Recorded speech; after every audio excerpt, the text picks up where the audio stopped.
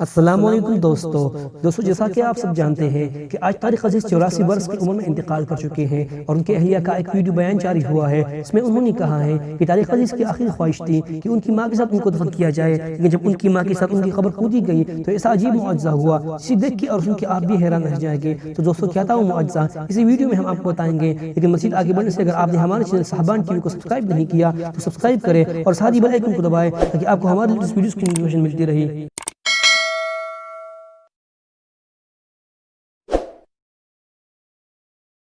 دوستو جب آج طارق عزیز کی قبر کھودی گئی تو کچھ اس طرح کی عجیب شکل کی قبر نکل آتی تھی اور ان کی والدہ کے ساتھ ان کی قبر کی جگہ نہیں بن پائی۔ طارق عزیز کی یہ خواہش ادھوری رہ گئی کہ ان کی والدہ کے ساتھ ان کو دفن کیا جانا تھا، لیکن اب ان کی قبر کسی اور جگہ کھودی گئی جہاں طارق عزیز کو دفنایا گیا۔ دوستو تو آپ اس حوالے سے کیا کہتے ہیں کمنٹ سیکشن میں بتا سکتے ہیں، اور جتنا ہو سکے اس ویڈیو کو شیئر کریں اور طارق عزیز کے لیے بخشش کی دعا کریں۔ تو یہ تو چھوٹی سی اپڈیٹ، اس ویڈیو کو لائک کریں اور ہمارے چینل کو بھی سبسکرائب کریں۔ خدا حافظ۔